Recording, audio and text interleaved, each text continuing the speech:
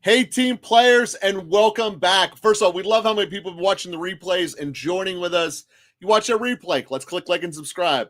But we're doing weekly winners today. And weekly winners is going to be a conversation we're actually going to have before we start the draft. It's a different animal than the way you go about it. It pays out differently. It is completely a different structure than any of the other best ball leagues. It's very fun, very exciting, and you're always in it. 2 best ball weekly winners coming up right now.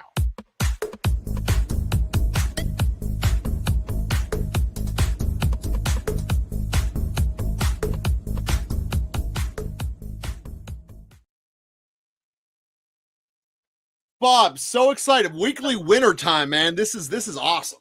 So weekly winner time. It's a big contest. I mean, when we think about the potential payouts that you're getting, I mean, $20,000 as the top prize every week for the winner, and you're going up against over 200,000 other people, and this contest is not easy to win. So when we look at this contest and we see and we talk about what are the potential pitfalls of a contest like this? You know, it's a $10 buy-in, and you are going up against a large amount of people that are trying their best to build optimal lineups for 1 week, 2 weeks, 3 weeks, the front end of the season, the back end of the season. And there's a lot of strategy that goes into this, and there's a lot of articles, a lot of podcasts, a lot of resources to tackle. And, as we talk about it today, I just kind of want to talk about the idea behind weekly winners for me and the mindset that I'm going into it with in the draft that we're doing today. And just kind of, break down what is the optimal strategy, if there is any, to kind of tackle this contest with, right, Joe? So yeah, when we look at it. So yeah, when we look at the strategy, it's 2 different ways. Bob and I have looked at it again. Click the scene button, Bob.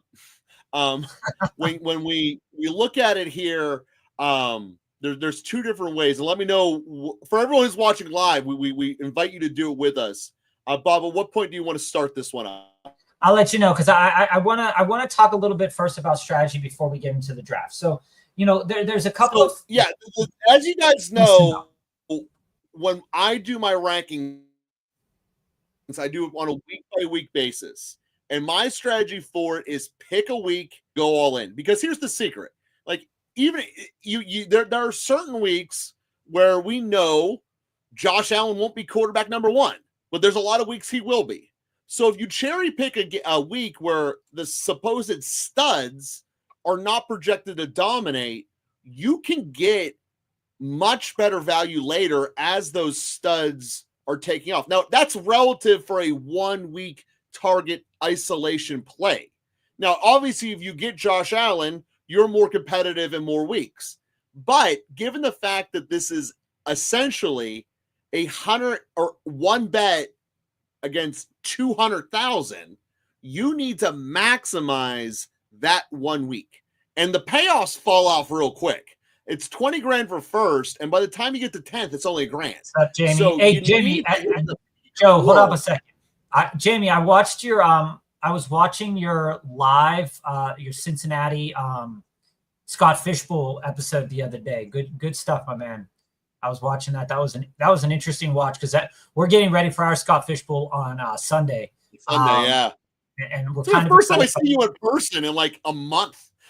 Yeah, I know. And I watched your show from the Cincinnati one, and I thought it was really interesting the way that people were attacking certain drafts. I also watched Woo Fantasy's Atlanta one, and this is good.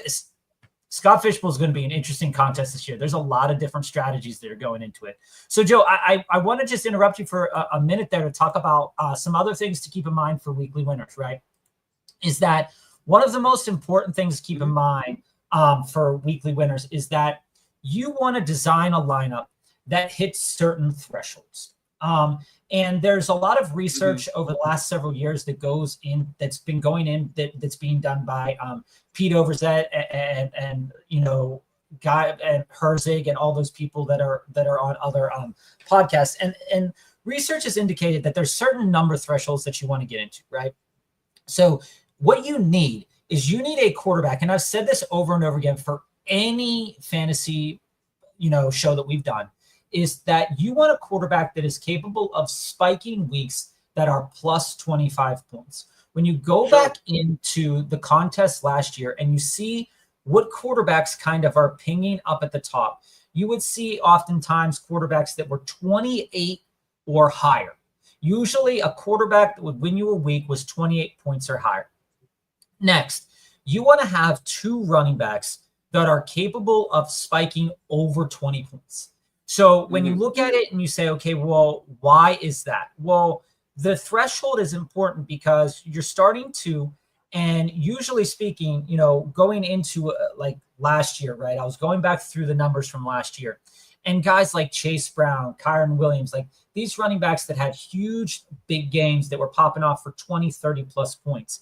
And usually, those numbers were so important because when you look at the quality of where your flex is, it varies. So usually over at least last year, a running back was going into your flex. And when that running back would go into your flex, you would want that running back to have over 20 points as well.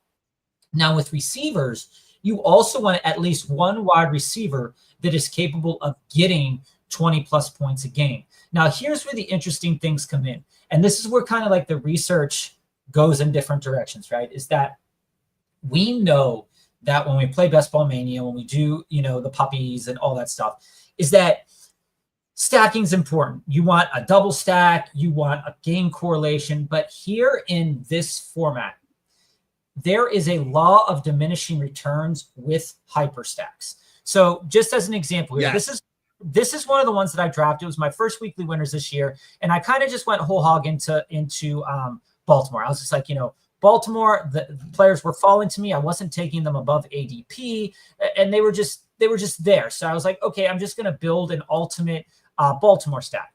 But that's probably not going to win a lot of games because there's a law of diminishing returns that says, not every player from the team is going to have a big game. But if you hit the right player and that player has a big game, that's great. So it's not saying it's an insurance policy. That's ultimately what a stack is. It's an insurance policy. Not saying like you can't take Lamar and Zay and then take Bateman later because Bateman's opportunity cost is so low, right? But when you look at a stack like T and Jamar, for example, and you go Joe Burrow, T, and Jamar, well, in best ball, in Best Ball Mania, that might be a great stack, but in weekly winners, the likelihood that the both of them pop off the same week is not very high. Now, granted, we did have games last year where Darnold threw to Addison and Jefferson, and they were both plus 20 points a game.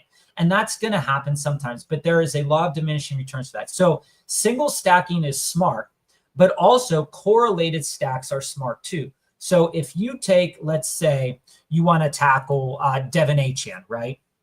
The big news. Yeah, because this entire game is about being in that one game that had way stupid amount of points and soaking it all in. I mean, that's what weekly winners is about. The big news is Johnny was traded, and we look at the games for Achane right now. And we say, okay, like Indy, New England, Buffalo, the Jets in the first half of the season.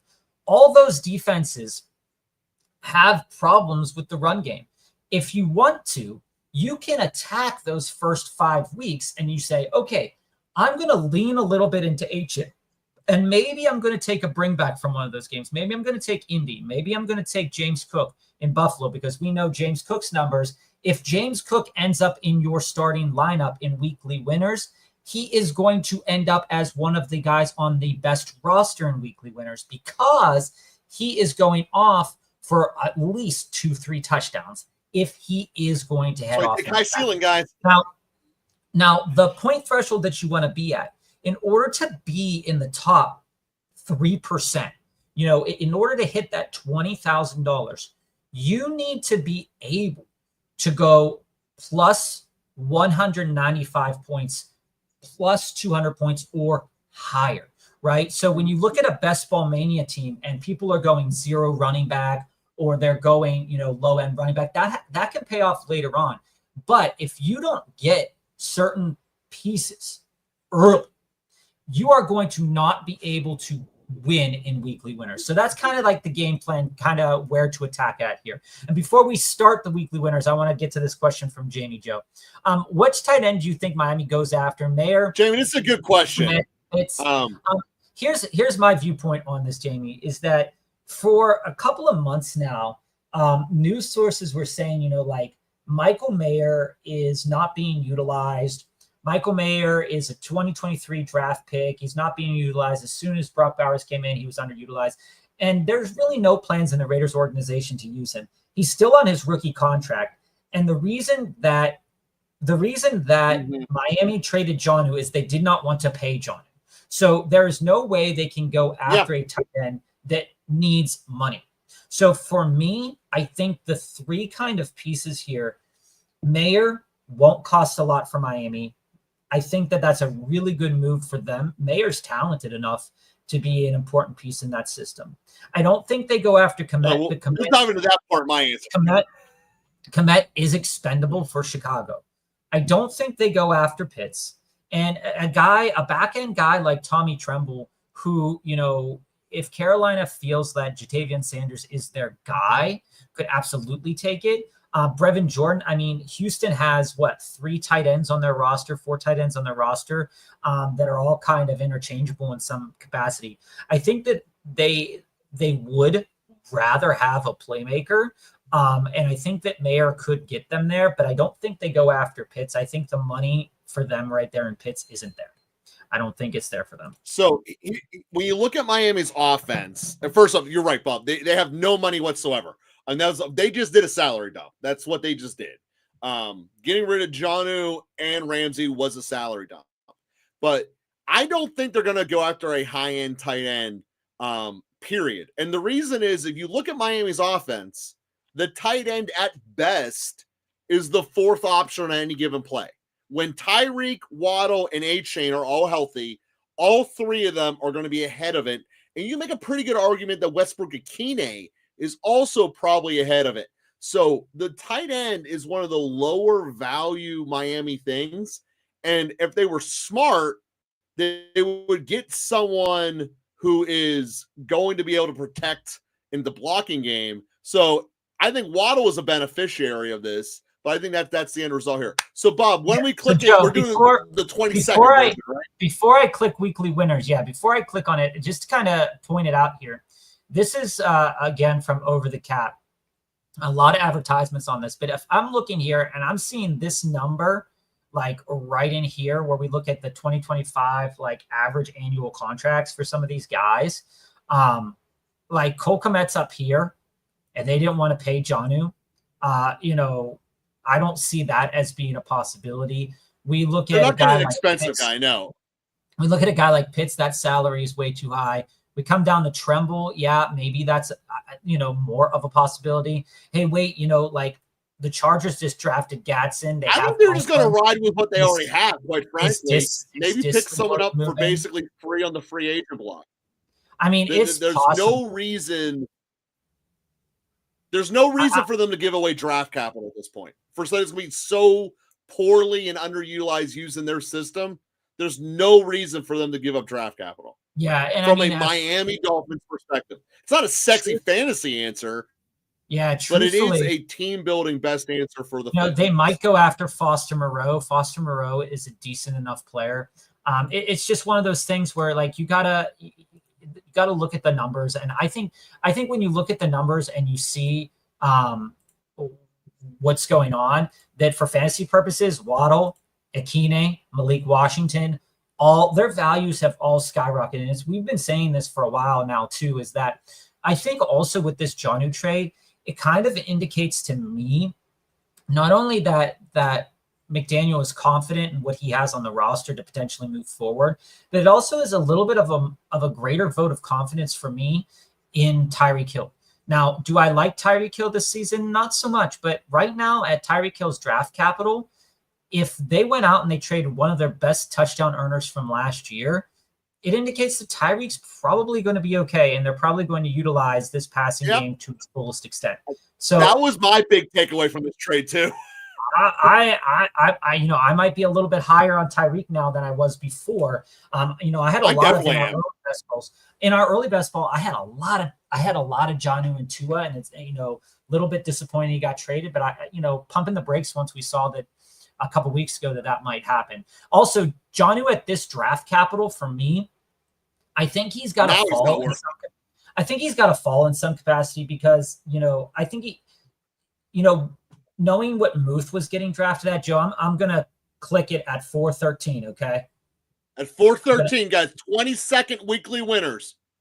We're gonna click at 413. We're gonna click in the weekly winners here. I just got bit up by a bunch of mosquitoes yesterday. All right, click. Go time.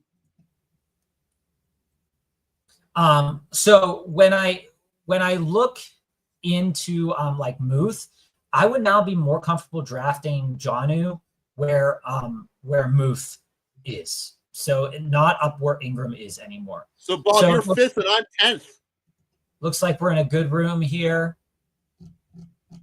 5th and 10th. All right, I feel it. Looking at the board here at 5th, I'm hoping that one of these two are with me. And we should also put this out, guys. When we're talking about targeting the weeks that we want to dominate in, I am specifically talking about week 12. I am trying to win week 12 outright. Bob's going for week 8. And you will see different draft strategies as a result. There's just players that are projected to put up more points in different weeks. And I am isolating 100% in week 12. I don't care about any other week. Week 12 is my golden boy.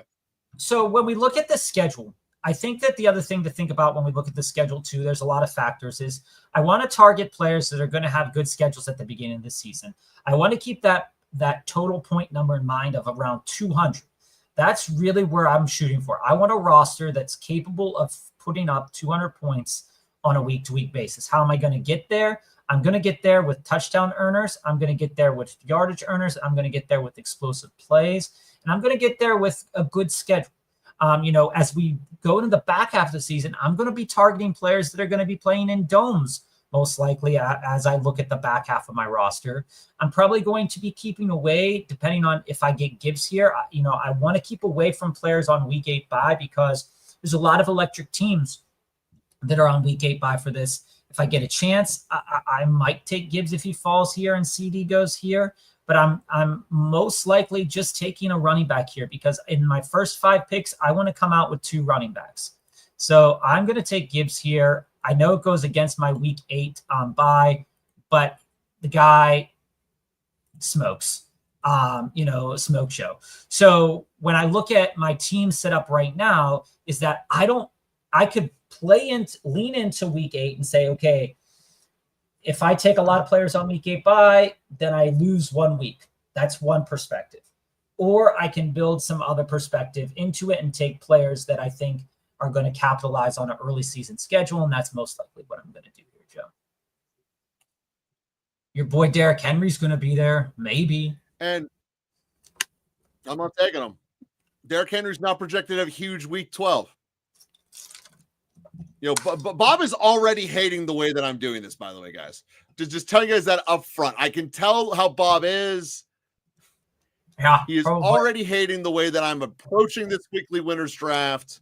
He's going to hate who I draft. He's going to tell me I overdrafted the entire time. I mean, I don't have a problem. Guess what? That's what's going to happen.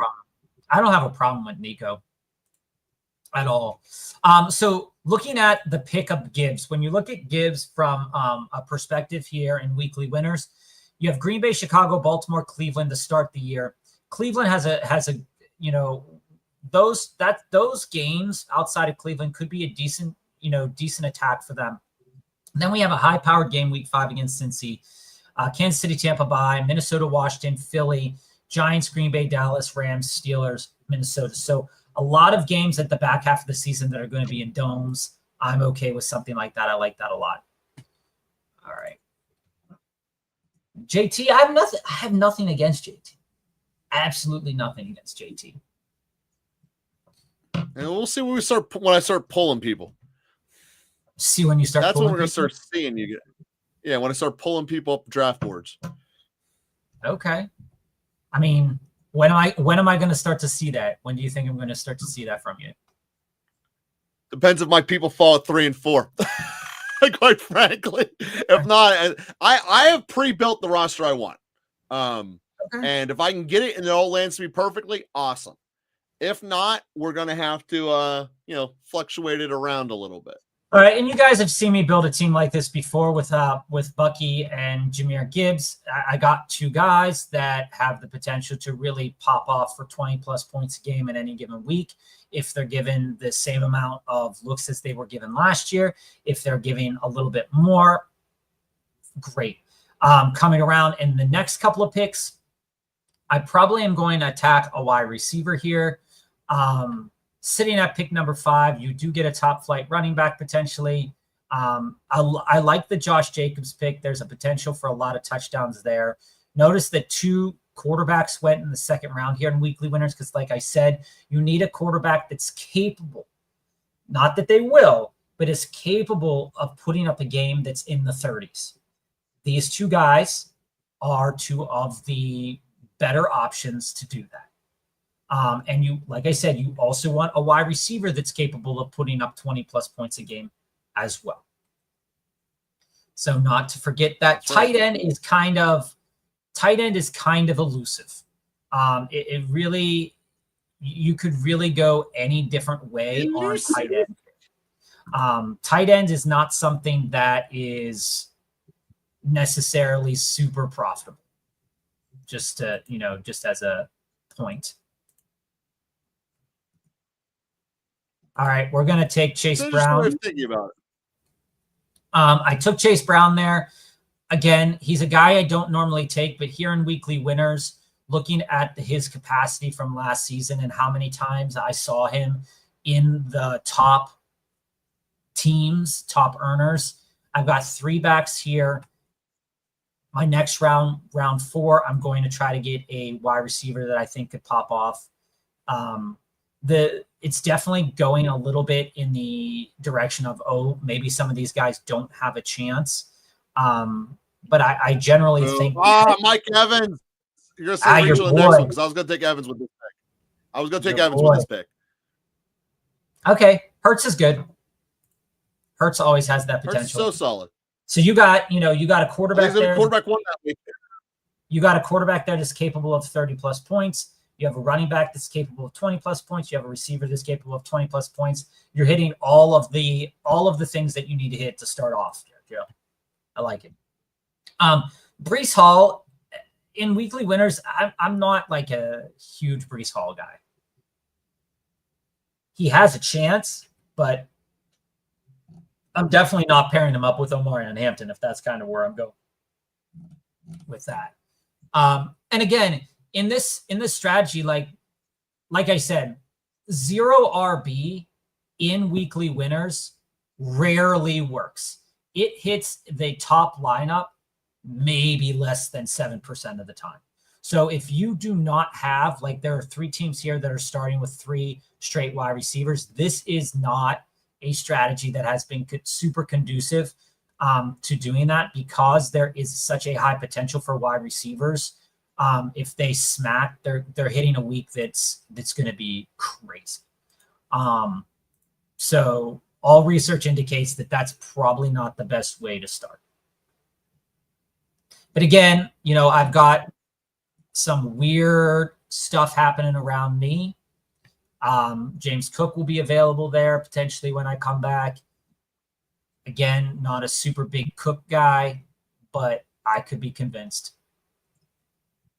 But realistically here, I'm going to take Courtland Sutton because my plan is to try to capitalize on a guy like Bo Nix, Joe. And I know you don't like Bo Nix, but I'm okay with a guy like Bo. Looking at the beginning of the year schedule, I see Tennessee, Indy, Chargers, Cincinnati, Philly, which I don't like, then the Jets and the Giants. The first 7 weeks of the season, I'm hoping to make a lot of money if I take a guy like Bo. So Courtland Sutton, I think, is very relevant. Joe Burrow here with T, I think, is something that when T pops off, Joe Burrow is one of those guys that was in one of the top lineups like very consistently last year. It was Joe Burrow, Caleb Williams, players like that. Jamie, I've never done weekly winners before. I would think it would be better to go after the early to mid weeks instead of later weeks due to injuries and weather. Absolutely, Jamie. So like Joe is tackling like week 12, and it's really difficult to predict what teams are going to look like and or be able to like construct in week 12. That's why tackling those beginning of the year plus having a chance at the back end of the year is really smart. And I think what Joe is doing here is he's getting players that are having, except for Nico here, that have later buys. So he's getting more games in at where the meat and potatoes of the season is, if you get what I'm saying. Mm-hmm. Well, that's exactly it. You focus on the 1 week and you realize they're talented players, so they're going to have good weeks other times. I mean, that's the other part of it. And for my projection here, I'm going to end up with what I believe to be the 1, 2, and 3 running backs for week 12. You start a week with that, with also the number 1 quarterback, you're going to win some games. And the structure for this is the 3 starting receivers. So that's the position that's going to be my weakest. It's going to be my 3rd receiver. And it's going to be seeing how I can pan it out and make it happen. So, I mean, that's basically how I'm approaching this. And again, you're not going to draft every weekly winners. Lineup could be, and I'm going. Yeah, and you're not going to draft every weekly winners the same. But you want to give yourself, like my reasoning here for taking Ken Walker is that for me, Ken Walker is like right at the very end of where I kind of want a weekly winners running back in this capacity, because, guys like Chuba, guys like Walker, they definitely appear in the top lineups. So like all of my picks now are going to be so far out of ADP whack. I think you're wild. I think you're nuts, but I don't see a problem with a guy like Jacoby, to be honest with you. I was going to go Waddle the number 4 receiver for that week. But there's so many of the guys that I'm looking at that are in that same 5th to 8th round, 5th to really 7th round. So I need to, if I'm going to get them all, I got to pay early for them. And I'm okay with that. Yeah. I mean, that's perfectly fine. There are, and obviously I ranked them by ADP to give myself the most likely chance of bringing them home. Yeah. I mean, stuff like that, I think, is super relevant to kind of keep your head on a swivel with. There are going to be a couple of players that, people are going to have at the top of their boards for quite some time, like in their queue, but they might not take them because the ADP suggests that maybe they should go in a different direction here. I think the guy like Chris Godwin here is going to be interesting to see where he goes. He's the next one up on the board. People do like Juwan. Debo has a really good chance in weekly winners to be super relevant. But I think that people are going to be a little bit scared off by his ADP there. I'm taking Rome. I don't normally take Rome Odunze. People are going to say, hey, Bob, it's really unlike you. That's really weird. As I look at Chicago's schedule, I see Minnesota, Detroit, Dallas, Vegas, all teams that, can play the run a little bit better. In the back half of the season, I see that they go to San Francisco week 17, Green Bay, Cleveland, Green Bay. So that weather is going to get a little bit toasty. But again, I'm playing for this front end of the season. Those games should be fairly competitive. And what we're getting at with a guy like Rome is potential for a downfield threat. A guy that could spike a really good week, getting them down here in round 6. Over Jordan Addison, over Debo, over Juwan. Yeah, that was a tough click. But I have 4 players that could ping 30-plus points in my running back room. Once I have that kind of safe floor, I'm willing to take a couple of risks on wide receivers. Because like I said, wide receivers do not often fit into that flex here on Underdog when we look at weekly winners. They can, but how can they? It's the guy that's getting touchdowns, two touchdowns. A couple, over 100 yards, stuff like that. So, Calvin Ridley, while he's a great player in maybe Best Ball Mania, I don't really know how I feel about him in weekly winners. Am I going to take a chance on him most times? Yeah, sure. But all the time, probably not. Taking Bo Nix a little bit above ADP here, getting my small stack. And when we look at Denver's schedule across the year, Denver plays Tennessee, Indy, Chargers, Cincy, Philly, Jets, Giants, Dallas, Houston, Vegas, KC, Washington, Vegas. So I got one game where I have a little bit of a bring back there. So that's not bad. So what's up, Magic? Good to see you, man. When are we doing redraft leagues? Oh, well, we're gonna be talking redraft leagues probably back in throughout. We never stop answering questions. So if you got a question about a redraft league, we'll hit up right now.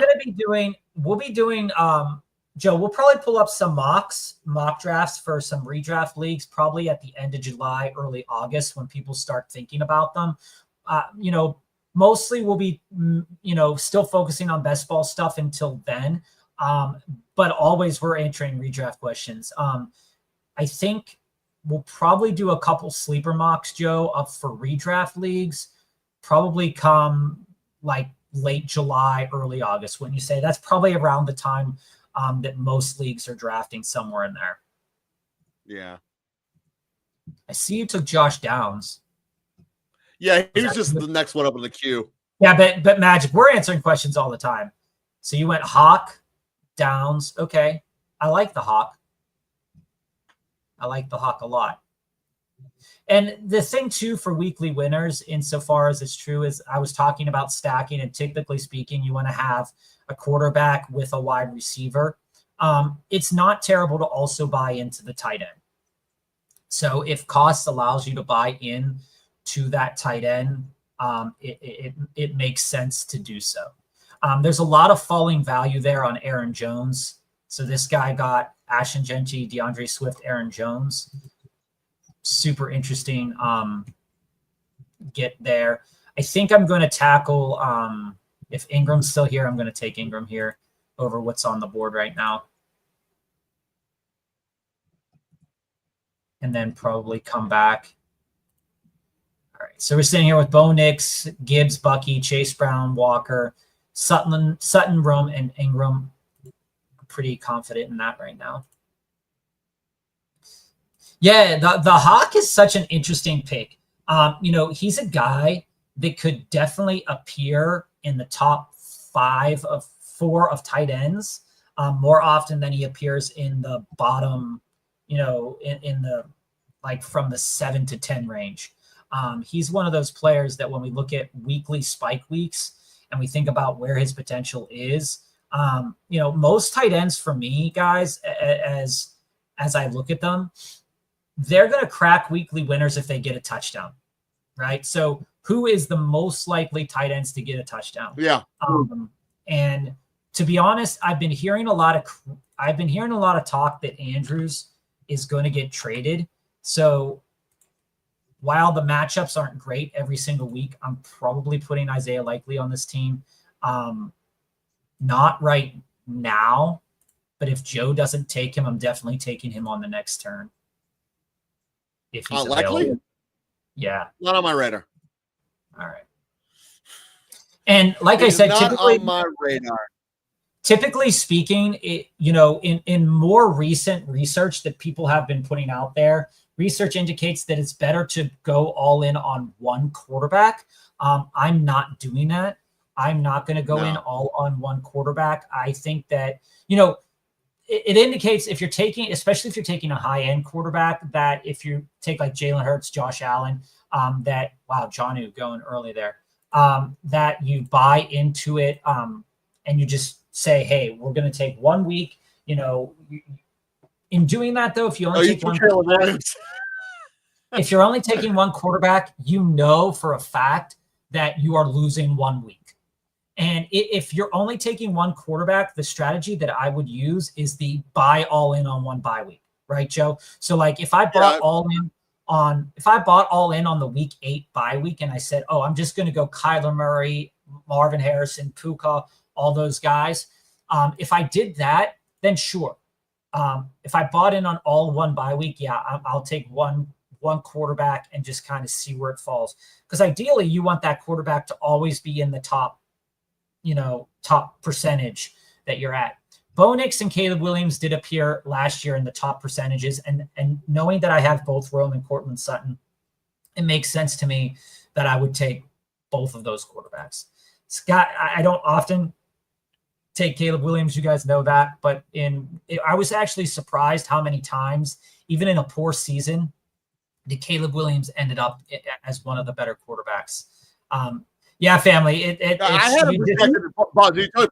I had Caleb Williams projected as the number 2 quarterback for Week 12. So yeah, I mean, like it is called shooting for the moon. Like I did one where I just went Bo Nix and I just bought into everything else. I mean, it's really interesting as a strategy to try it every once in a while.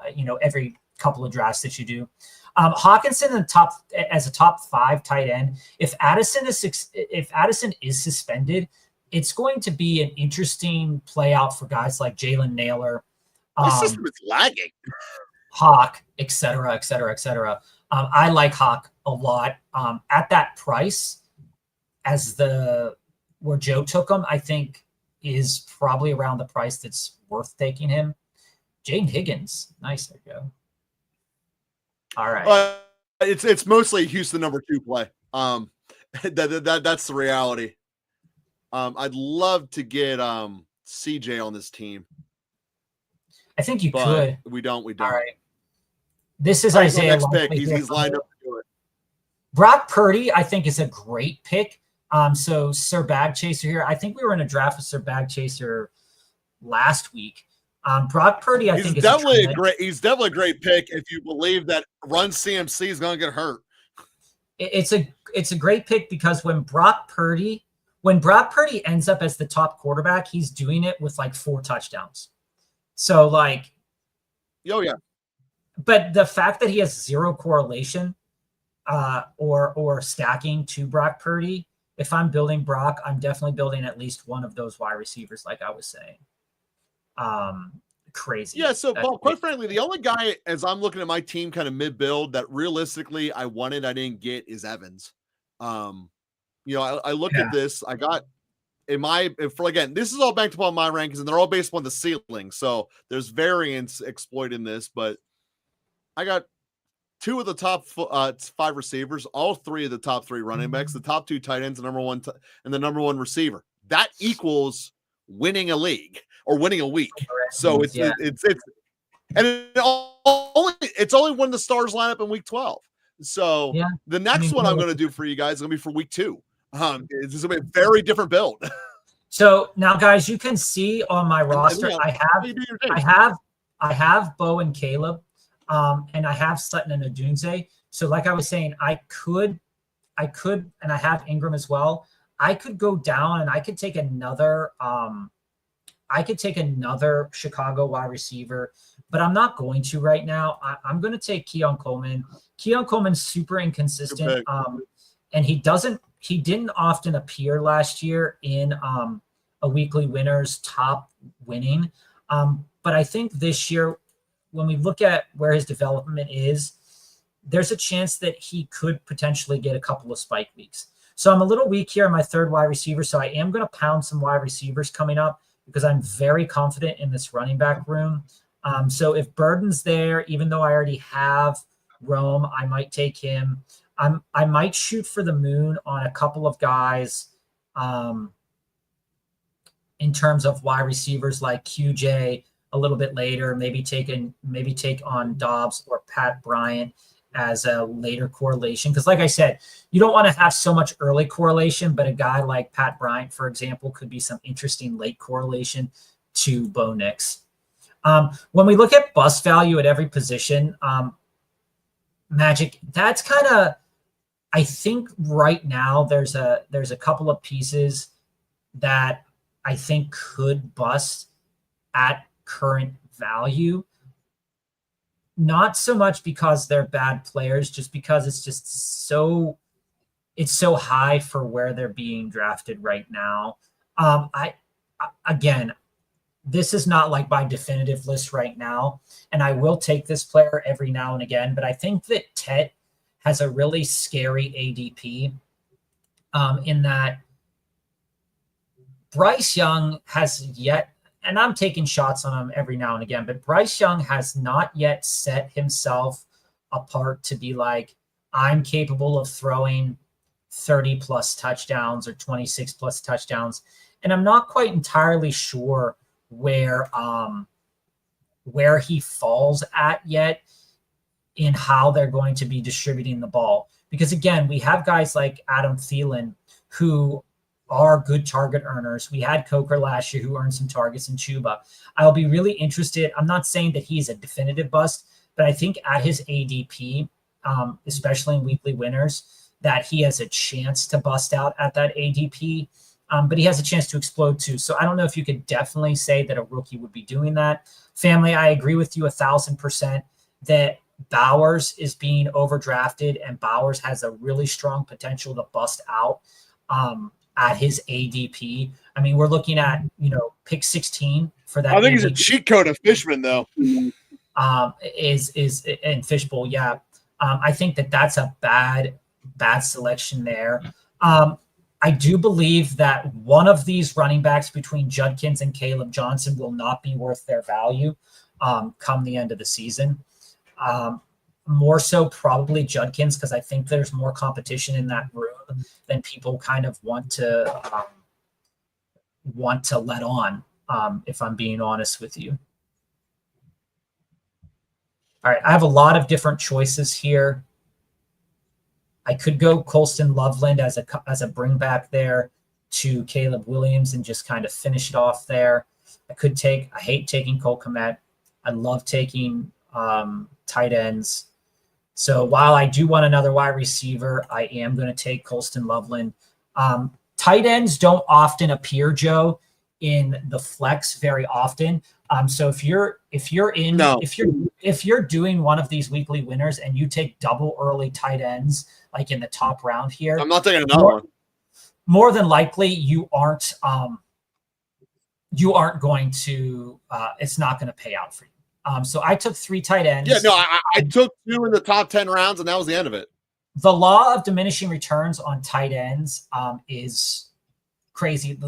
Like I took a 3rd tight end there only because it was correlated to Caleb Williams. And like I said, if Caleb Williams is popping off, the tight end is most likely going to be a decent piece in that. But I took 3 tight ends there, 1 uncorrelated. But it is less and less likely that the 3rd tight end is ever going to be relevant in your roster when it comes to weekly. No, the 3rd tight end shouldn't be, no. Just keeping that. And maybe you're bye week. Yeah. When we look at that, Magic, and family, I agree with you. I think that Bowers at value is the guy that probably busts out, is going to be the guy that busts. I don't think that we can write a scenario that, like I said, if I'm taking Bowers, and I am taking him in some drafts, Bowers is one of those players that if he's going to go off and you don't have Geno in some correlation there, it doesn't make any sense, right? I think you need to believe that Geno is going to be super, like a great player. Well, he can be. I mean, there's no doubt about that. He can be. What you want is that positive touchdown regression for Bowers, and he needs to get to 10 touchdowns in order to be relevant at his ADP. And I just don't see that as being something that's going to necessarily happen this year. And at quarterback, Tyler, I'll get to that question in a minute. At quarterback, I think that probably the player that busts out at that position in terms of ADP is probably Joe Burrow. I love Joe Burrow, and I think he is up there for 30 plus, touchdown candidate. But I mean, can they continue to score at the pace that they were scoring at last year is the only question. People sunk Joe Burrow last year, and it blew up in our faces. His ADP looks okay, but I think that you are just as likely to see any one of these, like 5 players, to have a weekly score that's around the same as Joe Burrow.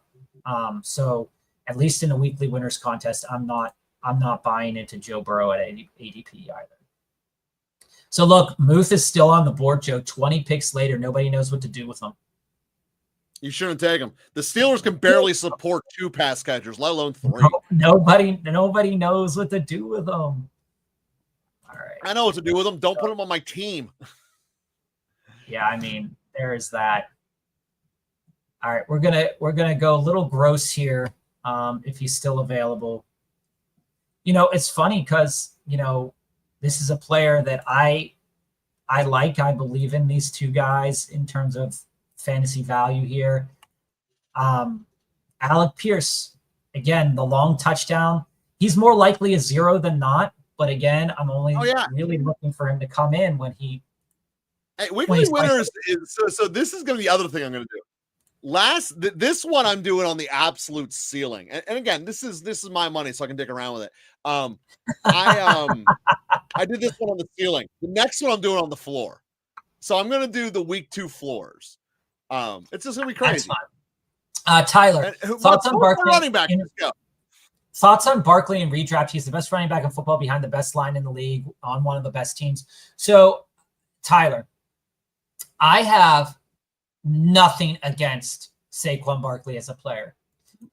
Joe and I have talked about this throughout the season last year. Prior to that as well, he got such a raw deal with the Giants. I mean, he was on a terrible team. I think Barkley. I think Barkley is a phenomenal player, but when you ask a player to repeat, especially a running back at that high volume, to repeat again, it is very difficult to do. However, is he a candidate because the line is so good to be capable of repeating it? Yes. Will he? I don't have him as my number 1 running back in redraft. I have Bijan as my number 1 running back in redraft. I think there's a little bit more of an upside because what we got from Barkley is his absolute upside. We absolutely got Barkley's upside last year. So can he repeat that again is the only question.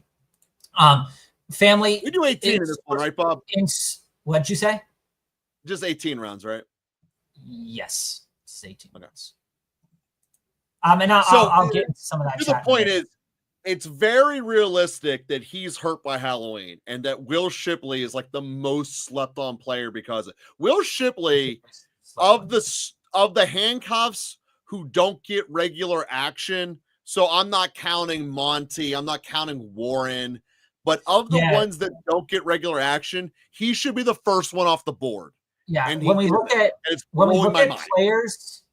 players who have like repeated, I think like there was a stat that like Todd Gurley was really close to it. But when it looks at wide receiver, it was AB. I don't necessarily believe in the Madden curse either. And I don't think any player can realistically believe in that. But, it's a legitimate, like you're legitimately scared because the reason you get on the Madden cover is because you have had an exceptional year beyond years that any ordinary player has had. So if it's a running back, that's going to come at the expense of volume. And again, running backs with high volume tend to, get worn down a little bit, right? When I see that, Jamie, taking Bijan over Barkley is, I think, a phenomenal thing. So if you're taking Bijan, you're absolutely taking Shipley late. If you're taking Barkley, you're taking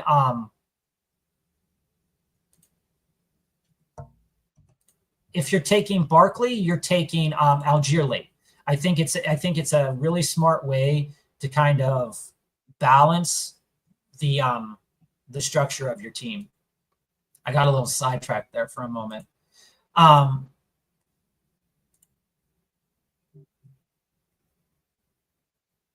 Yeah. I mean, when I look at the Madden curse specifically, like the carries are just insane. I mean, like I said, Eddie George. That's the thing. So many the quarterbacks that ended up on the front cover. It's just they've had such a phenomenal season because of volume, and you just can't expect that to happen again. Like CMC, like obviously he's going to get hurt. It just feels like but that's what Saquon has that same injury track record as CMC, but for some reason we're ignoring it. Saquon has been 1 year off, 1 year on, 1 year off, 1 year on. That's what he does. This is your off time. Don't invest in him. Yeah. So Tyler, family has a great thought here, and we've said it again, right? is that if you go after Saquon in your redraft league, draft like you're right. I mean, because, so many people last year had Saquon at the back end of the first round because they weren't confident in his health history, and he blew up. But again, when you're taking Saquon this year, and this happens every year with running backs, is we take a running back that just had a great season and we expect him to repeat that same season again. And will it happen? Sure do. Sure. It doesn't have a reason not to happen, but at the same point in time, I'd be a little bit more hesitant to buy into that. We're going to get my boy. So just finishing up the first weekly winners of the day. We're going to pop off with another one in a minute. We'll take a look at the last couple of picks and go over some of the teams. So feel free, if you guys want to enter into the next weekly winners, to join in for us on that. And Tyler, to your point about Bijan, Bijan in DraftKings was exceptional. He was almost consistently over 20 some points. And every running back, I think what you want to look at here when it comes to running backs, in redraft leagues, there is that thought of handcuff. And yeah, I mean, there's reason to believe that you go out there and get Saquon, you want Will Shipley or AJ Dillon. I think that in redraft leagues and best ball leagues, like in best ball, we take the opposite. Redraft, I think you can do the same, but also there's a lot of people out there that want handcuffs for trading purposes if a guy were to go down. But in redraft specifically, I want to take the handcuffs of my other opponents. So if I'm in redraft and I take Etienne, I'm not taking Wright or Gordon because I'm drafting like I'm right. So I'm going to then take the handcuff for Taylor, or I'm going to take the handcuff for Derrick Henry, whoever that might be, and I'm just going to roll with it. Because ultimately, you want to have pieces that are worth it for other people, yes. So if you take your own handcuff, that protects you, but that guy's going to get a 0 most of the season. Family, here's the other problem with handcuffing yourself is at some point you're going to have to work that waiver wire. And if you cut your own handcuff and then you just literally see your starter go down, it's like you cut your own arm off. Like you caused yourself bodily harm for no reason. So like that's the thing. That's the thing. If you cut someone else's handcuff, it's like, all right, whatever. But you cut your own handcuff, dude, you live with that shame the entire rest of the season. As you're watching the guy you had run away, don't set yourself up for that kind of problem, man. So, like, just as an example here, right? For example, so if I'm in a redraft, these weekly winners, I took a lot of my own handcuffs. Yeah, if I'm in a redraft league and I draft Josh Jacobs and I take Josh Jacobs round 2, round 3, somewhere in there in a redraft league. So then I have Emmanuel Wilson, and then I have Marshawn Lloyd on the back end. Somebody's going to take Marshawn Lloyd or Wilson as well, and they're going to laud him over my head so that if Jacobs goes down, they can trade him to me. But guess what? If Jacobs never goes down, I don't have to trade for him. I don't have to use him. And I get a little bit more openness on my roster because let's say I want to take that chance on Diami Brown, or I want to take that chance on Troy Franklin. And, say by week 3, that's not turning out, then I just hit the waiver wire and do something else. But if I have my handcuff, I am most likely going to be tempted to keep him all year, right? The week before Mac Jones started, you kept him, and then you dropped him because you needed the roster space, and that it kills you inside when stuff like that happens. So in terms of redraft, I think that I like both hero running back and hero wide receiver, depending on what my league does. Joe, I'm going to be clicking up another weekly. I'm much more in the hero receiver camp. Much more in the hero receiver camp. 452. I'm going to stack my backs early. 452, guys. 22nd one. We're going to do a 22nd weekly winner. 452. We're clicking in. Yeah, a guy like Sharbs, for example, is one of those options that could potentially be a very elite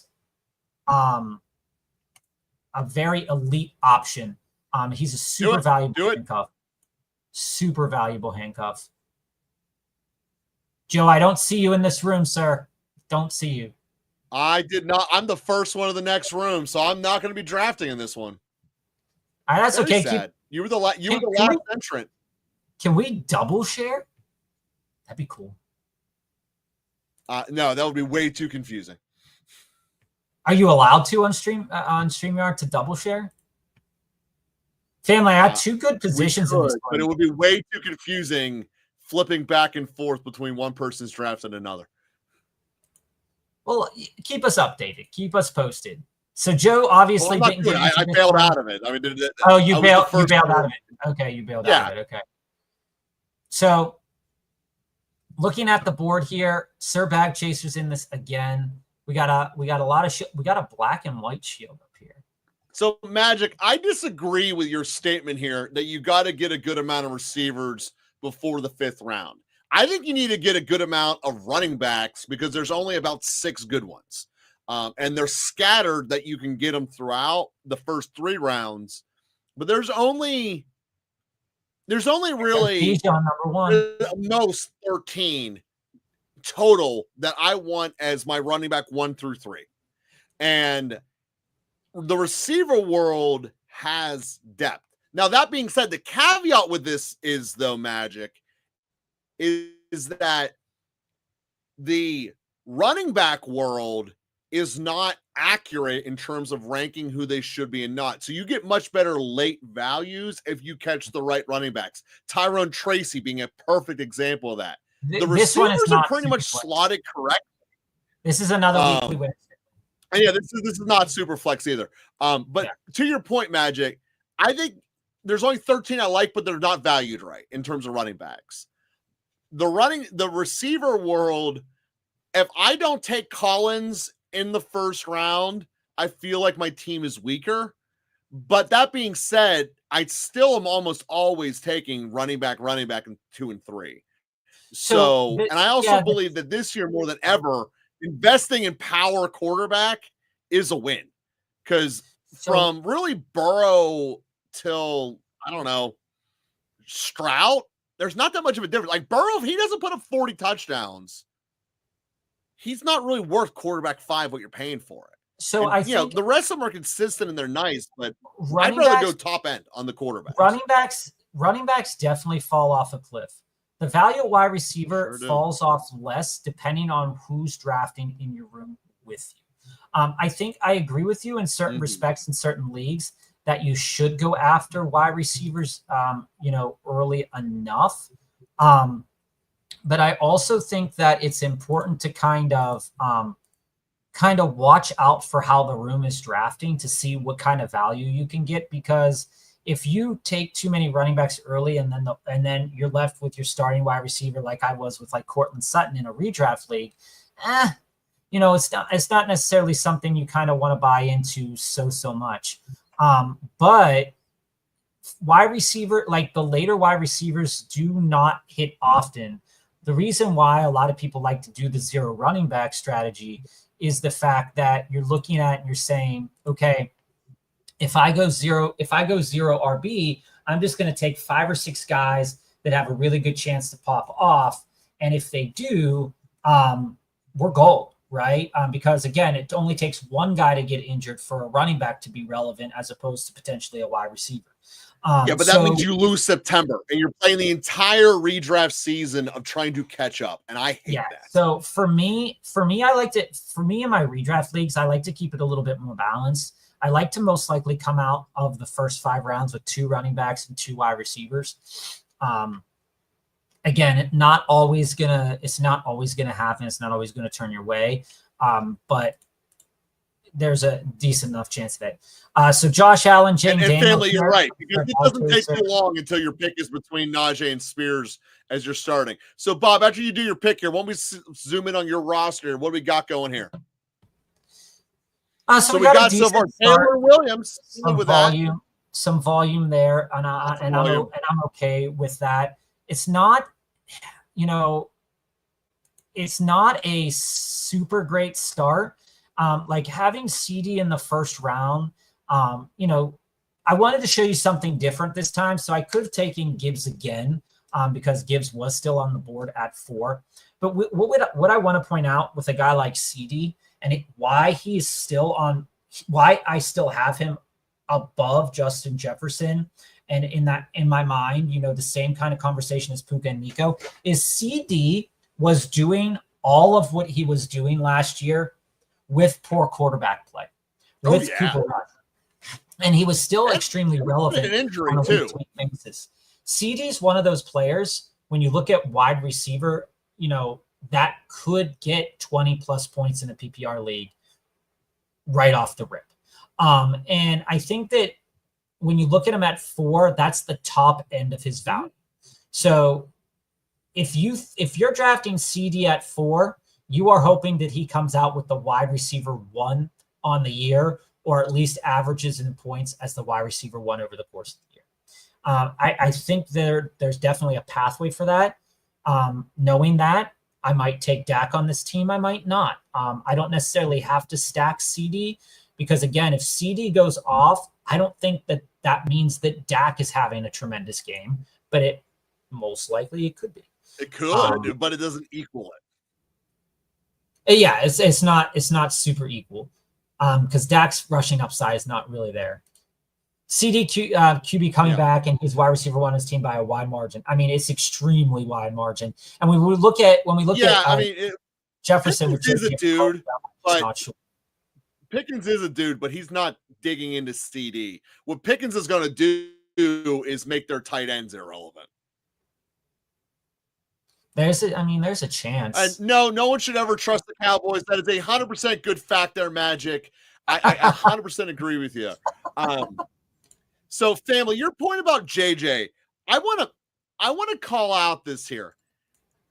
I do believe that Minnesota is one of the best coaching staffs, top to bottom.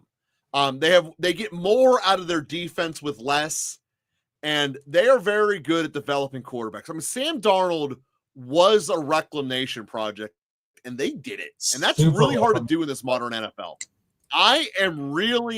I'm buying into Minnesota. If there's anyone who's going to win that division, not named Detroit, it's going to be Minnesota. And I know that's like not sexy. I mean, crazy to say they won 14 games last year. But Minnesota is a very good team. I don't have a problem with the Packers at all, Jim. So Magic, that kind of goes to my point, and I agree with you. I was going to totally throw it in Bob's point till someone wrote it outright. Appreciate you being the guy to do it. But yeah, I'm all J. Jeff over CD because it's a better offensive system. It's less chaotic. And, you know, Minnesota will put up points. Minnesota is a better run organization than the Cowboys, top to bottom, no way around it. And J. Jeff is also a better talent than CD, and there's no way around that. I mean, I don't know if I can wholeheartedly agree with that. I think. Wait, you're going to try to tell me that CD Lamb's a better talent than J. Jeff? I'm not going to outwardly say that he is, but I don't think it's as far of a margin apart as you are putting it. I think that J. Jeff is the best and most talented receiver in the league, and I know Chase won the Triple Crown last year. And I don't think it's close. If you watch what J. Jeff can do on film in terms of creating separation, J. Jeff is the reason Sam Darnold was a reclamation project in terms of on-the-field action. The dude is open, like always. Always, always, always. I love that about him. So, I also love Kamara. He's a guy who's slowly, for weekly winners, if you're playing early, Kamara's a guy I'm liking. Because you think about it, they're going to have to do a lot of quick checkdowns just to let the quarterback become affiliated. Their offensive line sucks. He's going to get so many catches. I like him more in DraftKings because of the PPR element. Yeah. But Kamara is a guy that I can never fully pull the trigger of being all in, but I also simultaneously still love King Henry because of stuff he used to do. Kamara's in that weird zone. Like, am I treating him more like Eckler or like Henry in terms of old glory and still being there? Yeah, But I do think Kamara gets 50 catches this year. I would say if any of those top 3 wide receivers in you're JJC, right. You're right. If JJC, yeah, you're right. Any of the first round ones would have gotten the triple with Burrow. They would be extremely elite. Like, I mean, just going in and looking at CD's career stats. You already know why Burrow should have been the MVP. CD has 496 receptions, 720 targets, 6,339 yards, 38 touchdowns. I mean, again, phenomenal talent.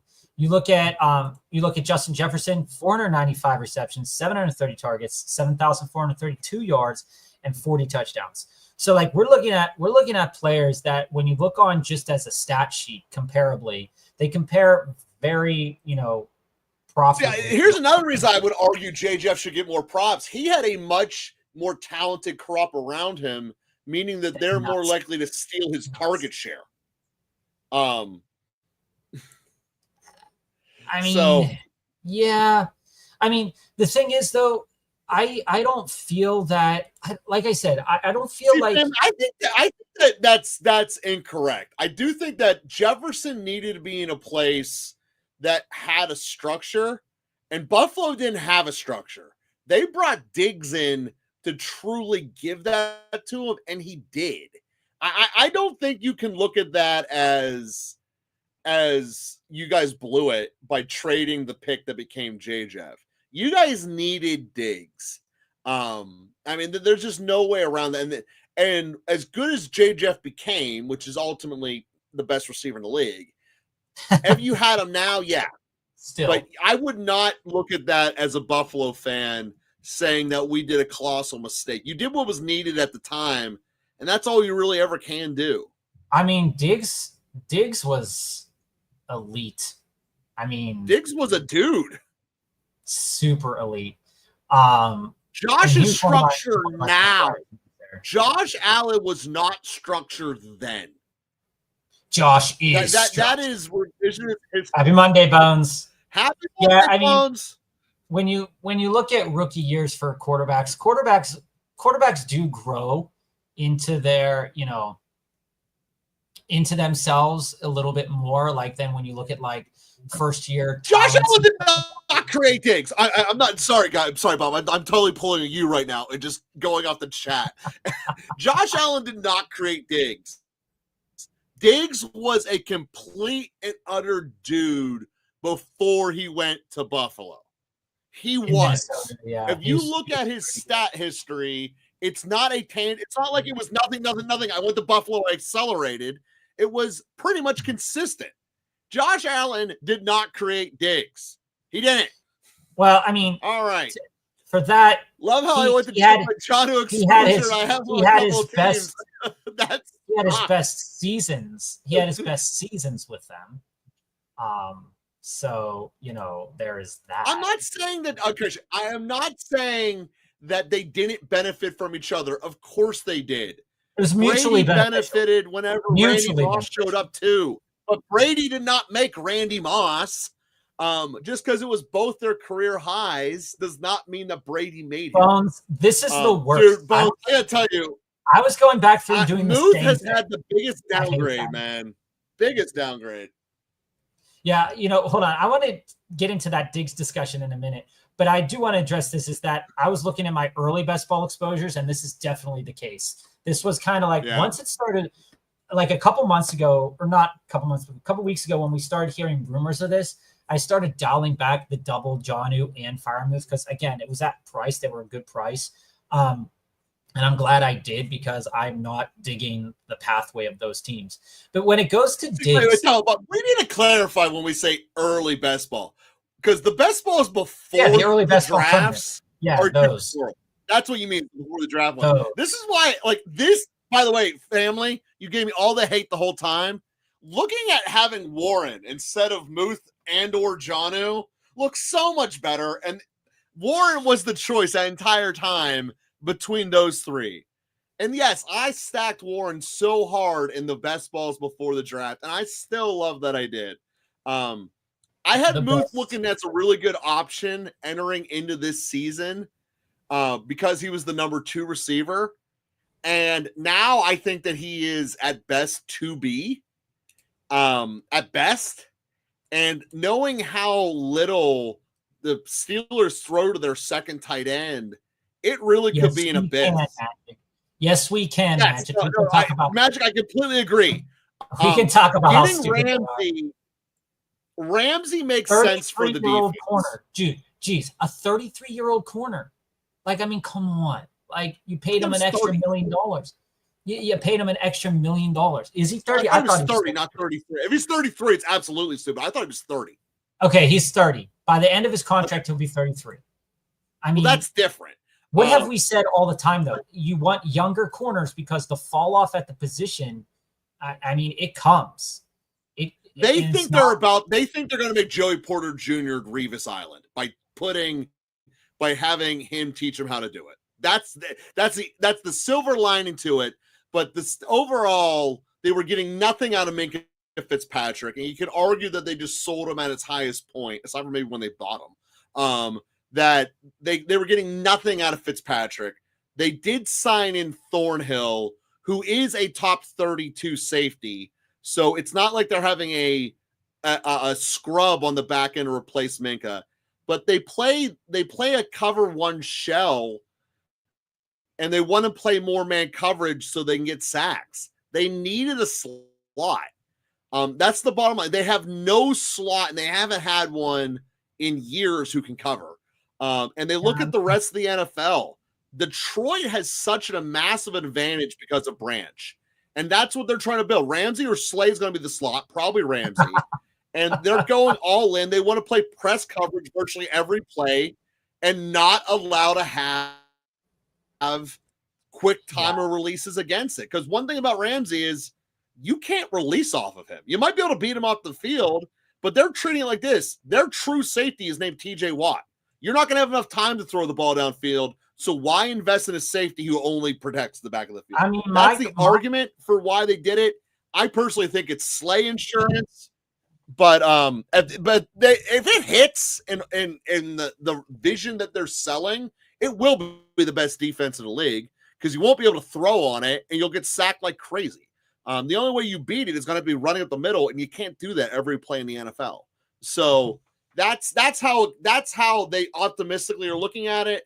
They're trying to be the Peyton Manning Broncos.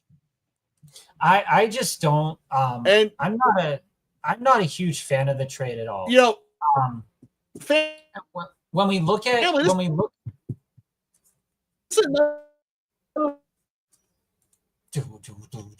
point of Gale, it's a fact.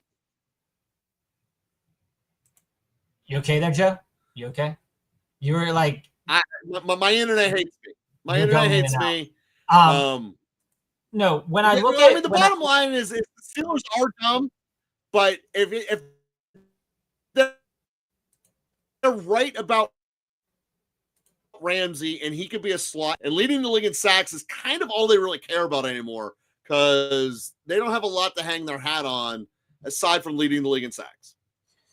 But the point I wanted to bring up, Joe, isn't the fact that like at the end of his contract he'll be like 33 or anything like that. Is that I just don't see a pathway where this definitively like makes the Steelers any better than they were last year. Like I look at it and say the defense was very problematic, and a corner like Ramsey, when we look at like, okay, how good were they in Miami last year? Not that good anyway. So how does necessarily a corner like Ramsey last year? Where it helps them at is maybe you get those 2 games of Cincinnati and it helps you against Chase. But when you look at the rest of this division, do you see any reason for Ramsey as being the reason this is a pure schematical change. Last year, they played zone incredibly high. They want to play press man every single time that they can. And that's how you get your pass rush to get home because Mahomes won't be able to release the ball in 2.1 seconds. That's what they're trying to get out against them. No more releasing the ball in less than 2.5 seconds because of press coverage. They know Porter can do it. Slay has shown he can do it, and Ramsey certainly can. So if you can't release the ball because press coverage is really the only way to prevent that, you then are going to give your pass rush a chance to win and that's what they want. I mean, they stay, and as a result, they believe they're going to get more 3-and-outs. More 3-and-outs win you football games. I mean, that's just that's the end result. So if they go from a 3-and-out rate, I believe it was 22% last year, and Joe, you got to fix your internet, man. You got to fix your internet. Joe, we can't hear you, man. We can't hear you. 40%. Yeah, it's just one of those things for me. I'm just not a fan. Which is what the top of the league was. I'm just not a fan of it. Joe, you're really cutting out super bad. I don't know if I'm cutting out on anybody. Just let me know in the chat. Family, to answer your question, you're back now. I need to jiggle my internet code. I guess I do. Family, answer your question. They did not do 2 different trades. They did a 3-person trade, which is ridiculously weird for the Steelers. So it was Ramsey and Jonnu, and a 7th go to Pittsburgh for Minka and a 5th. That was the ultimate trade that went down. We're going to scoot Tucker Kraft. So hopefully the internet is happy again, but who knows? It's raining out. It is raining. I mean, so we've had some of the shittiest weather I think we've had for the month of June, in a long time. I really like this Jordan Love selection, guys, in Weekly Winners. He has such an interesting pathway to get like plus 25 points. I have 2 Packers guys. I should not have went Dak where I went Dak at. I probably should have just picked Njoku there and then taken Jordan Love and Tucker Kraft. I would have felt better about that. Like I said, I'm not a huge Dak guy, but knowing that I have Baker as well, Baker's kind of like the one-off. I was hoping to get Igbuka. The thing that really threw me off is I didn't want Golden there. I wanted Igbuka, and he didn't fall to me. Because I wanted that's why I think there's so much value in pre-making your roster. And I don't care what the ADP is. I'm getting my guys. I don't mind Matthew. You always hate me when I do that. I think Golden will be a great play. I don't mind him there, but like I said, would I have rather have had somebody else there? And it would have been Igbuka to go with the Baker. That was going to be my one stacking partner for Baker.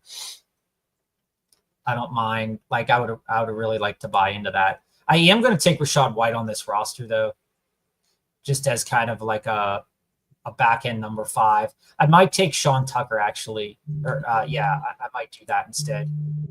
Let me see. Is that my phone? Seriously.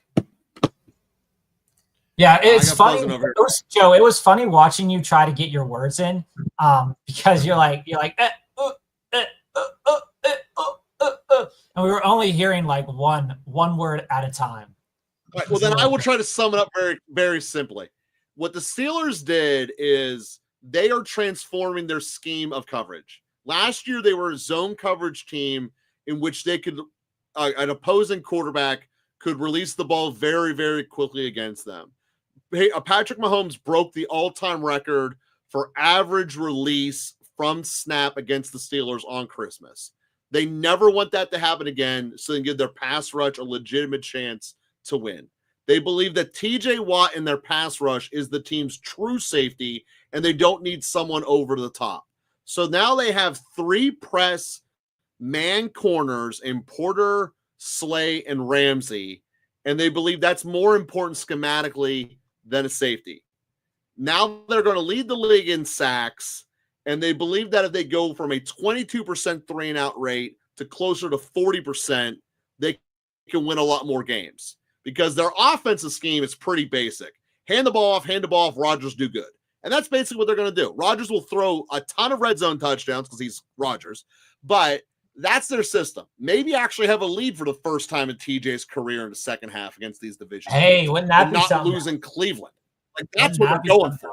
I would love it if they maybe they're going for picking off Kenny Pickett 40 times. Maybe that's what they want to do. Just one game, pick him off 5 times. I'm okay with that too. Hey, I wouldn't mind that at all. This is the second draft I'm drafting Kyle Williams. I think that's a kind of like, for me, Kyle Williams, a little bit past ADP there. I know that Jadon Blue is still there. I don't really want another Cowboy. I said I was going to take Rachaad White, but I am going to just take Tucker a little bit later. He has, I think he has more explosion than Rachaad White. So if Bucky were to go down, I don't have Bucky on this team. Both of my late guys in Taylor, Chuba, and Alvin Kamara, they all have late bye weeks. So, if Tucker is there, it's also a little bit of a bring back there to Baker. Most likely my next pick is going to be Cade Otton if he's on the board, though. As I've said, I think that a lot of these, if one of these guys is throwing for a bunch of touchdowns, I'm trying to lock into a tight end as well. Tyler, I can tell you're a couple minutes behind. Diggs is nothing now because of his injury. It's not because of anything else. Diggs did not recover from his injury, and he's older. Diggs aged out and got hurt out. So when you get to this point, that will be the answer there. Family, yeah. I don't think both of the tight ends will be on the field.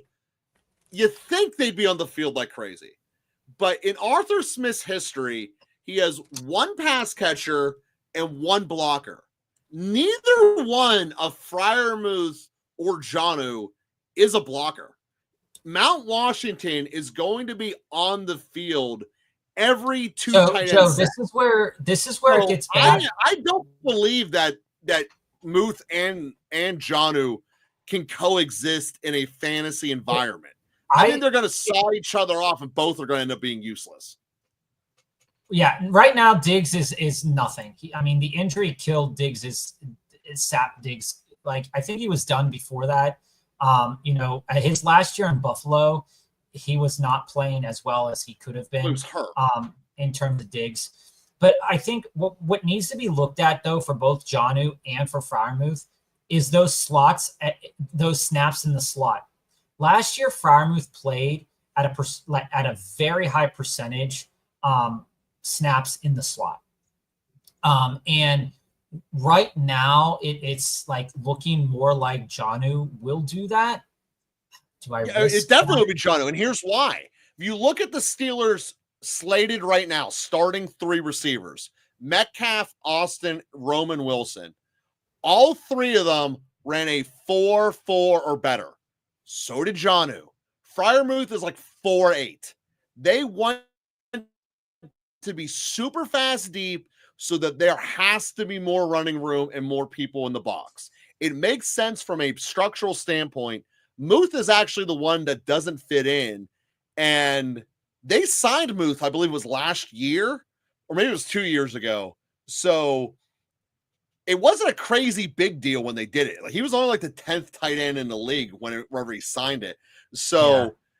I think there's a chance that they're basically saying, we're having tryouts just like the Joker, and we're going to see who actually earns this spot. Because I do not see a world where Freiermuth wins the two tight end slot as a slot. I don't see them doing a lot of three tight end, and Mount Washington is not losing his snap count. So it's not going to happen. I'm going to make my pick here of Otton, but I do just want to address this thing about Diggs. Is that Diggs at the back end of that last year? Joe, let me talk. At the back end of that season with Buffalo, the last season that he had with Buffalo, it was problematic. Like as a when you owned him in fantasy, is that he was getting still a buttload of targets for who he was. But the way that the offensive coordinator ran that team after a couple of different game scripts happened is that they were primarily pushing more towards Josh Allen, moving the chains, getting James Cook in there a little bit more as well. And when I look at what Diggs was at the back half of the year, it wasn't the Diggs that we knew. So Diggs he was getting 11 targets, but he's not getting over 100 yards when he was with his last season in Buffalo. So obviously something was going on. Then we go into his season with Houston, and for the beginning portion of the season, you were like, oh, it looks like he might a couple games under 50, but then you're like, oh, he might be back. But the way he was utilized, he was getting a lot of targets, but they were not good targets. He wasn't doing the things that he did in the past. So for me, I don't think this thing about Diggs as being a bad, like not talented right now isn't really a thing with the quarterback. I just think it's the way his development has been. He has developed differently. And family, I get what you're saying, that they moved on from Diggs. They just didn't tell him until halfway. The other thing that happened that season is they switched offensive coordinators midway through that year. And that part can't be. And that was the thing. That was the thing when Brady came in. That was what it was. To answer your previous question, why didn't they send Muth to Miami? Meaning, why wasn't Freiermuth included in the trade earlier today? Miami, and this part cannot be ignored, was doing a salary dump. They could not have afforded Freiermuth to come back onto their roster. Also, again, much like here, well, unlike here, in whoever the tight end is in Miami is at best the number 4 target. He will never surpass Waddle, Tyreek, or A-Chain. So, and he might not even surpass Akine. So, Miami is probably going to put a scrub on the field. Their tight end will be Miami's starting offense. Their tight end will be the least effective tight end of their starting roster. And that's kind of how they built their team. You got to have a weak spot somewhere, and theirs is going to be at tight end and offensive line, which kind of translates to another concussed quarterback. So Amari Covert is holding out for the right team. Or is it still possible for a high-end receiver, or is he cooked and no one else is buying it? I think Cooper got hurt basically as soon as he showed up in Buffalo last year. My question is what was the real injury? Because Buffalo it pretended like it was nothing, basically said he should man up and be out there. And it didn't really work out for Amari. So you look around the league, there's not a ton of great spots that have a truly, truly weak number 2 receiver right now. I mean, you can make an argument that the answer still might be Pittsburgh, but he's not going back to Cleveland. He's already said that. So where else realistically could he fit in? I mean, you can make an argument that Seattle needs an outside receiver because they really don't have one because Cooper Kupp and JSN are both slots. You can make an argument that, he's insurance if someone goes down, and he's definitely the next best free agent to step in. It obviously Vegas would make sense. He'd be a dramatic step up there, but I'm getting the feeling he's holding out for where he wants to go. And I'm also getting the feeling he doesn't want to go to training camp. So with that being said, there's plenty of guys who sign after the second week of the second week of the preseason. And if you want to do that, you want to do that. You also have to be able to pass physical. So there's that total component that could be true out there that maybe he couldn't. And as a result, maybe he's just done. Yeah, there's something to that. Personally, I think, while his demeanor and disposition hasn't always been like, hey, Giants are good call out. I am veteran leadership.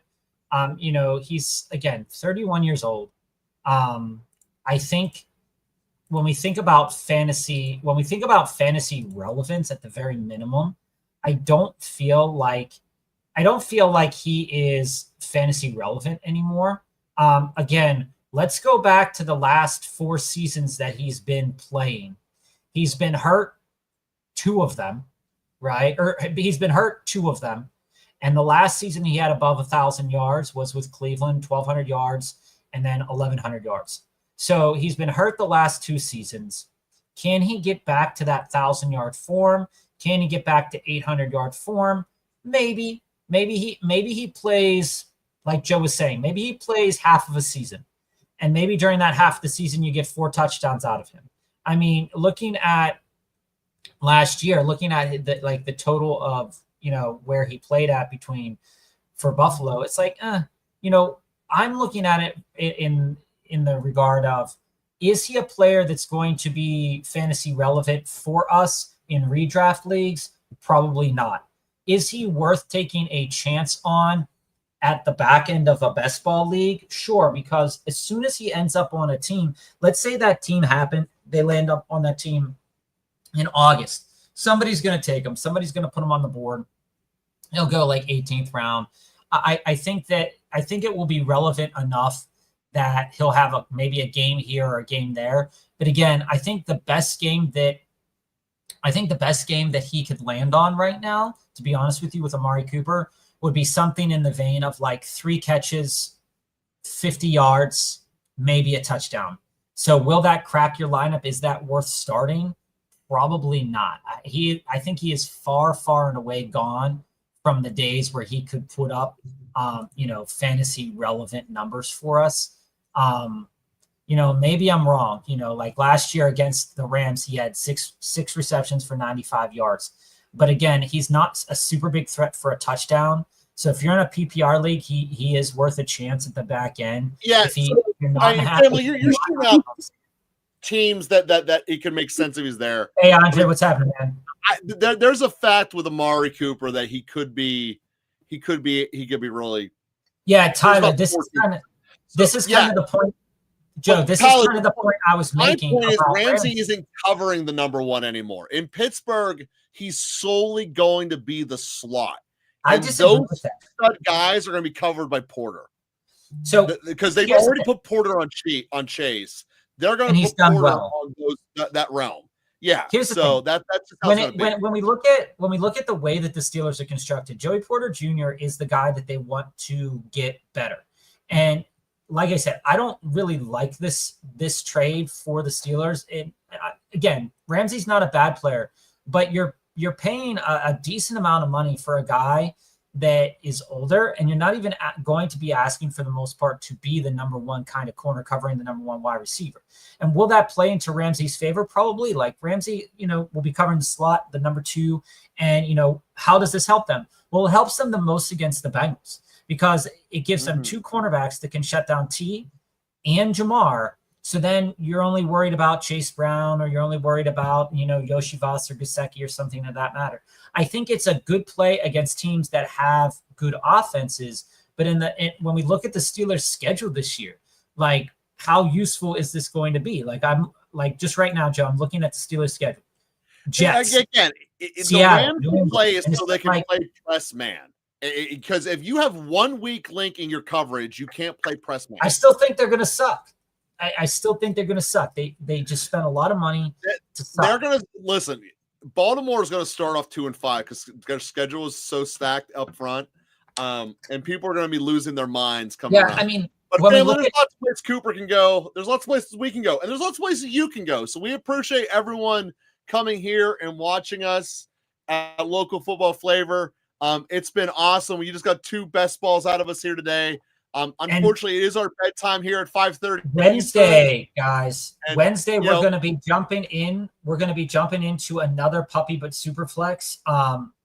So feel free if you got the bankroll, join us in a Puppy But Superflex. Feel free to go back and watch this episode where we talk about weekly winners. You just saw the team that I drafted, Joe. Before we go, I just want to show this team. While it's a weird team, you look at the weekly projected here, you can't really take that for any how Underdog constructs it. But we have 2 quarterbacks that potentially could go for 25 plus. We have 4 running backs that all could hit 20 plus. And then the wide receiver room is a veritable, collection of guys that, if they ping for touchdowns here, which is what we ultimately want, we have really good upside. I'm not sleeping, especially in weekly winners, guys, on a guy like Deebo Samuel. Deebo Samuel is a player that I think is going to be utilized a little bit differently for Washington. And when I look at that ADP that I can get him at pick 69, I'm willing to take a chance on it. I'm probably not taking a chance in redraft, but in weekly winners, I think that he could definitely provide some rushing upside, particularly with Brian Robinson being who he is. And then 3 tight ends that, 2 correlated to the quarterback. If they pop off, we're in for a good week. Because again, the numbers that you need for a tight end is around 17 points. So how do tight ends get that? Tight ends get that with touchdowns. So we will be back with you guys. Wednesday, 3:45, we're going to do a Superflex puppy. Feel free to join us in the draft. We'll let you know when we're up to no good. So catch you later, and thanks for joining us.